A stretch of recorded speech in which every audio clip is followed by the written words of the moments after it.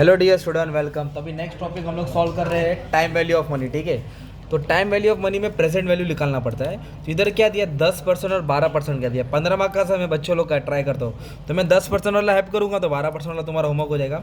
1 साल 2 साल 3 साल 4 साल पहला साल 10,000 आ रहा, 15 आ रहा, 18 आ रहा, 14 आ रहा, 12 आ रहा, कैश फ्लो दिया है। तो इसका अपने को क्या प्रेजेंट वैल्यू निकालना है, मतलब 5 साल के हिसाब से क्या वैल्यू हो जाएगा, राइट। तो पहले साल कितना रुपया है उसको हम लोग कॉपी करके ऐसे लिख देंगे। ओके, तो पहले साल उनको 10,000 आया, कितना है 10, तो इधर लिखेंगे 10,000। दूसरे साल कितना है 15,000 आया। तीसरे साल कितना है 18,000 आया। 14,000 आया। एट दी एंड उसको 12,000 आया, राइट। ये कैश इनफ्लो हो गया। क्या हो गया तुम्हारा कैश इनफ्लो। अभी देखो 10 फैक्टर वाला मैं सॉल्व कर रहा हूँ, तो 10 फैक्टर का पीवी फैक्टर, क्या बोला मैंने, PV factor, present value factor question में दिया है। तो ये पहली लाइन है ना 10% का है, ये दूसरी लाइन 12% का है। तो अभी अपन 10% वाला सॉल्व कर रहे हैं, तो 10% का वैल्यू लेंगे। तो जो 10% का फैक्टर है ना, मैंने कॉपी कर दिया, राइट। इधर दिया देखो 0.909, 0.826 थर्ड ईयर का, फोर्थ ईयर का 0.683, 5 ईयर का 0.621 क्वेश्चन में दिया रहेगा। टेंशन लेने की जरूरत नहीं है, शाबाश। अभी अपनों को क्या निकालने का, प्रेजेंट वैल्यू। क्या निकालने का, तो प्रेजेंट वैल्यू कैसे आएगा, इन दोनों को क्या करना पड़ेगा, अपनों को मल्टीप्लाई करना पड़ेगा। किसको, 10,000 को किससे मल्टीप्लाई करेंगे, 0.909, तो अपने को वैल्यू हो जाएगा 9090।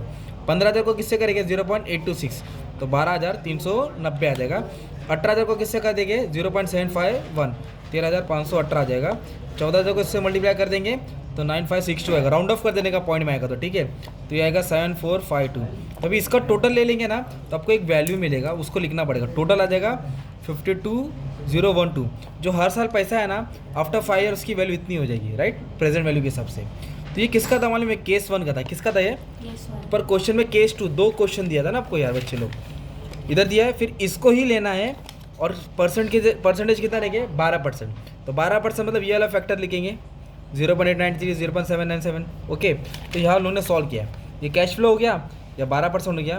फिर इसको और इसको क्या करेंगे, मल्टीप्लाई करके यह आएगा, इसको इससे मल्टीप्लाई करके यह आएगा, इसको मल्टीप्लाई करके यह आएगा, इसको मल्टीप्लाई करके आएगा। इसका टोटल ले लेंगे 49,409। तो दोनों में ज़्यादा वैल्यू कौन सा है, केस 1 का। एक स्टेटमेंट डाल देंगे, present value of case 1 is more than the case 2। तो एक ऐसा टाइप का सम आएगा। तो और एक समय जैसे पेपर में है, ये देखिए अभी 7 मार्क के लिए सम कैसा आएगा, 8 मार्क के लिए सिंपली 5 साल दिया है, कैश फ्लो दिया है, 12% का फैक्टर दिया है। तो आप लोग क्या कर दिया, 5 साल लिखा, कैश फ्लो लिखा, 12 साल का फैक्टर लिखा। इन दोनों को क्या करेंगे, मल्टीप्लाई करके ये वैल्यू आ जाएगा। इस तरह अपना क्या हो जाएगा, 7 मार्क जमा हो जाएगा, राइट। तो 3 मिनट भी नहीं हुआ, हम लोगों ने 15 मार्क के और 7 मार्क के 2 सम सॉल्व कर दिए। अभी एक सम है ना, तुमको घुमा फिरा के आएगा और तुम लोग नहीं कर पाएंगे मुश्किल से। देखो 2B में क्या दिया है, फाइंड द प्रेजेंट वैल्यू। क्या ढूंढना है, प्रेजेंट वैल्यू ऑफ एन्युटी 10,000, मतलब कितना रुपये इन्वेस्ट किया है वो, 10,000 इन्वेस्ट किया है। कितने साल के लिए, 5 साल के लिए। और डिस्काउंटिंग फैक्टर क्या था दिया है 10%, तो उसको रेट ऑफ इंटरेस्ट भी बोल सकते हैं। 10% पीवी फैक्टर है, तो उसकी प्रेजेंट वैल्यू ढूंढना है। तो प्रेजेंट वैल्यू का आपको फॉर्मूला याद करना पड़ेगा। तो प्रेजेंट वैल्यू का फॉर्मूला क्या है, C means principal amount invested, P भी बोल सकते हो। ओके, सी लिखने का है। फिर क्या लिखेंगे 1 - 1/1, 1 - 1/, प्लस आई, क्या लिखेंगे रेज टू एन, एन मतलब नंबर ऑफ ईयर, आई मतलब रेट ऑफ इंटरेस्ट। जैसे कि 10% है तो 10/100 होएगा। 10% मतलब 10/100, तो उसको बोलेंगे 0.01, सॉरी 0.1, क्या हो जाएगा, ये आई हो जाएगा। 10/100 0.1। तो अभी ये सब वैल्यू को इसमें डाल के अपने को सॉल्व करना है, तो अपने को प्रेजेंट वैल्यू मिलेगा।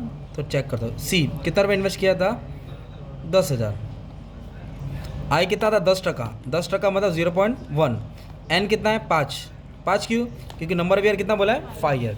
अब इसको अपने को सॉल्व करने का है, ये 10,000 है, ऐसे लिखने का 1। अब इसको ऐड करेगा तो 1.1 आएगा, ऐड करेगा तो क्या आएगा 1.1, तो ये 5 हो गया, राइट। फिर इसको सेम लिखना पड़ेगा। अब इसका कैलकुलेशन बहुत इंपॉर्टेंट है, आपको देखना पड़ेगा, ठीक है। तो 1.1 के ऊपर क्या है 5 है, तो ऐसे लिखेंगे 1.1 मल्टीप्लाई 5 है ना, तो 1.1 किया मैंने और मल्टीप्लाई दबाया, क्या दबाया मल्टीप्लाई। अभी इक्वल को 4 बार दबाएंगे, 1 बार 2 बार 3 बार 4 बार, 1 टाइम 2 टाइम 3 टाइम 4 टाइम। तो ये वैल्यू आ गई इसकी 1.1 रेज़ टू 5 की। कैसे 1.1 मल्टीप्लाई 5 है ना, तो 4 बार दबाने का, कितना बार, 1 4 रहेगा तो 3 बार, तो ये वैल्यू है 1.61051। ओके, अभी बच्चों लोग इधर कैलकुलेशन में ना गड़बड़ा जाते हैं, तो आ जाओ। तो अभी किसको हटा दो, 1 को इससे डिवाइड करना है, 1 को इससे क्या करना है डिवाइड करना है। तो 1 को डिवाइड करेंगे, 1 डिवाइड बाय क्या है 6 1 वापस से 1 डिवाइड बाय 1, अरे बाप रे 1 डिवाइड बाय 1.61051।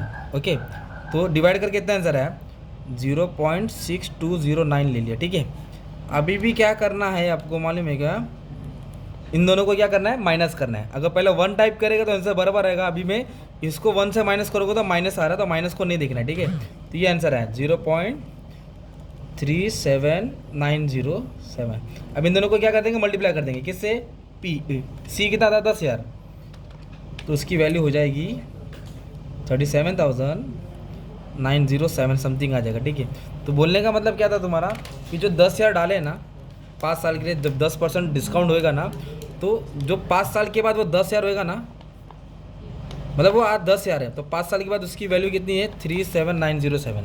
मतलब 1 year 2 year 3 year 4 year 5 year, तो ये 5 ईयर के बाद वो 10,000 है, तो आज उसकी वैल्यू कितनी है 37,907। तो ये प्रेजेंट वैल्यू होती है। जो 10,000 5 साल के बाद है, आज उसकी वैल्यू कितनी है इतनी वैल्यू। तो प्रेजेंट वैल्यू में डिस्काउंट होता है और फ्यूचर वैल्यू में कंपाउंड होता है। क्या होता है कंपाउंड, मतलब वैल्यू बढ़ती है। ये फॉर्मूला याद करने का था तुमको, राइट। Thank you.